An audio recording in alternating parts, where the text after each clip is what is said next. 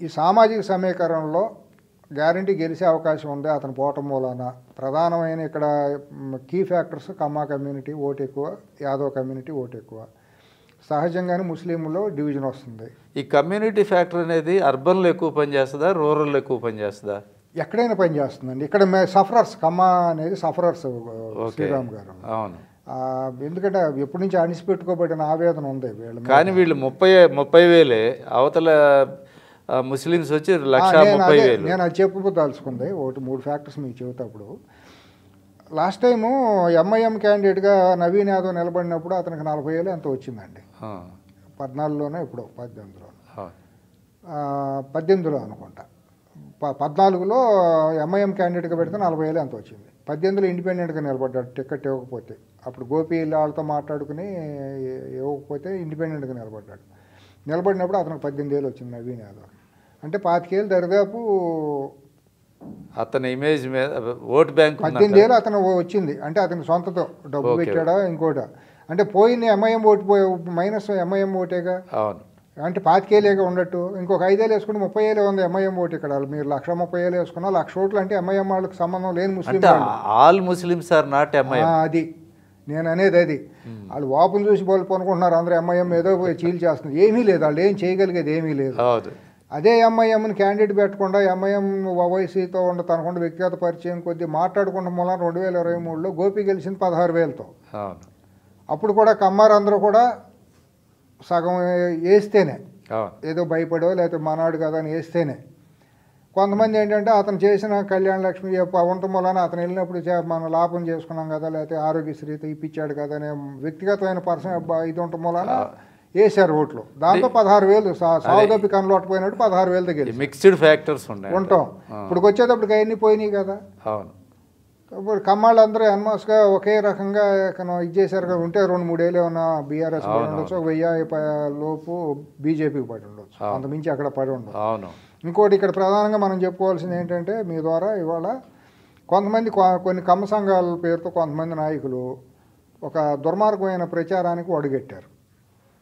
మామూలుగానే కాంగ్రెస్ గెలిచింది, మేమందరం 40,000 మంది ఉన్నాం, మేము 40,000 ఓట్లు కాంగ్రెస్కి వేయటం మూలాన్ని గెలిచిందని బండి కింద కుక్క నడుస్తా ఎడ్ల బండి లాగుతా అంటే ఎండలో ఆ కుక్క అనుకుంటుంది బండి అంతా నేనే లాగానని. ఇది చాలా తప్పండి. మనం ప్రజాస్వామ్యంలో ఉన్నాం. ప్రజాస్వామ్యంలో అన్ని కులాలతో పాటు కమ్మకులం, అన్ని మతాలతో పాటు హిందూ మతమే మన సెక్యులర్ దేశంలో. అంతేకాదు మన హిందూ మతమే క్రిస్టియన్ ముస్లిం బౌద్ధులు ఉండకూడదు అనే మాట. మిమ్మల్ని అదే అడుగుదాం అనుకున్నా. పని చేయని మినిస్టర్లు కూడా ఇవాళ ఓన్ చేసుకుంటారు అందరూ అదే నేను చెప్పొచ్చింది. ఇప్పుడు కొంతమంది వచ్చేసి దాన్ని క్యాస్ట్ ఓన్ చేసుకునే వాళ్ళు తయారయ్యారు. రేపొద్దున మా డివిజన్లో మేము చేయటం మూలానే వచ్చింది అంటారు. మీరు రాకపోయినా అదే వచ్చేది. మీరు వచ్చి చేసింది లేదు. మీరు రాకపోతే ఇంకా బెటర్గా చేసుకునేవాళ్ళు. శుభ్రంగా శ్రీరామ్ గారినో లేదా ఇంకోనో రేవంత్ రెడ్డి గారు ఇంకా ఎవరినో తన సొంత టీముని పెట్టుకుని సావో రేవో అని తేల్చుకునేవాళ్ళు. అందరూ ఎవరు పడితే వాళ్ళు చేశారు. మీరు వచ్చి గొప్పగా చేసింది లేదు, మీరు రాపోవటం మూలాన పెద్ద ఇదేయింది లేదు. పైగా మీరు చూసుకుంటున్నారు లేని మళ్ళీ ఇన్వాల్వ్ అయితే మీకు కోపం వస్తుందని కూడా దూరపడవచ్చు. కమ్మ సంఘాల పేరుతో ఇప్పుడు కొత్తగా మొదలెట్టారు దుర్మార్గులు. నేలబారుగాళ్ళు అందరూ ఈ చిల్లర పంచాయతీలు చిల్లర వాగుళ్ళు అంతా వాగుతున్నారు. చాలా కులానికి కూడా నష్టం చేస్తున్నారు లాంగ్ రన్లో. ఎప్పుడు కూడా మనం ఓటేసామంటే వేసాం, అది ఒక ఇంటికి తెలియనితనంతో మనకు బీఆర్ఎస్ మీద వ్యతిరేకతతో కసితో వేశారు. ఎవరైతే ఇవాళ మీరు కమ్మ సంఘం పేరుతో ఇవాళ నిన్న మాట్లాడుతూ మొదలెట్టారు, వీళ్ళందరూ నిన్నటిదాకా సంక్రాంతి నెలకే కలవకొండల కుటుంబం సంక్రాంతి నెలలే. కలవకొండల కుటుంబానికి మోకాళ్ళ దండేసి పాద పూజలు చేసిన వీళ్ళందరూ కూడా 10 ఏళ్ల పాటు వాళ్ళు ఇవాళ రేవంత్ రెడ్డి గారి పక్కకు వచ్చేసి మామూలుగానే కమ్మళ్ళందరూ ఓట్లు వేసి మీ మొఖాలు చూస్తే ఓట్లు వేస్తారా? కమ్మళ్ళు అంటే మీ చెప్పు చేతలో ఉండే బానిసలా కమ్మ సంఘాలు? కానీ కమ్మళ్ళు ఇండివిజువాలిటీ ఉంటుంది. ఎవరికైనా నిటారుగా నిలబడతాడు, అంతేగాని ఒక పక్కన పందిరి మీద పాకేసే తీగల్లాంటి వాళ్ళు కాదు కమ్మాడు. వ్యక్తిగతంగా నిటారుగా నిలబడతాడు, ఆలోచిస్తాడు. కాదండి, ఈ సంఘాలు తయారైపోయి మామూలుగానే అసలు కదా. కాదు, ఇప్పుడు అన్ని కులాలు ఉన్నాయి. ఏ కులం యాదవులు చెప్పుకోలేదు, ఏ కులం ఎవరు బయటపడలేదు కదా. అసలు ఎందుకు కమ్మ కులం ఇప్పుడు నేను ఎందుకన్నానంటేనండి, ఇప్పుడు క్యాస్ట్ అనేది నేను ఎందుకు చెప్పానంటే శ్రీరామ్ గారు 10 ఏళ్ళుగా గత 2002-4 ఉద్యమం పెట్టినప్పటి నుంచి కూడా టార్గెట్ అవటం మూలాన కమ్యూనిటీ అనే భావజాలం మనుషులో ఉందని చెప్పదలుచుకున్నాను నేను. అంతే తప్పి కమ్మమూలనే నవీన్ యాదవ్ కాంగ్రెస్ గెలిచిందని నేను అనలేదు కదా, ఇప్పుడు ఎప్పుడు అన్నను కూడా. అవును. వాళ్ళందరిలో మనోభావానికి ఒక అవకాశం దొరికింది, ఓటు వేయడానికి వచ్చారు. యాదవ్లు అందరూ మా కుర్రాడు మా కమ్యూనిటీ నిలబడని వేశారు. అంతే తప్పించి కమ్మాళ్ళకి మూల గెలుస్తుంటే బుద్ధి లేని మాటలు అంటారు. నేలబారుముండా కొడుకులు మాట్లాడే భాష అదంతా కూడా తప్పు భాష, అది ఆ భాష అనకూడదు. అంటే విశ్లేషించుకున్నప్పుడు ముస్లింలు ఎట్ట వేశారు, బీసీలు ఎట్ట వేశారని మనం క్యాస్ట్ వైజ్గా మాట్లాడతాం.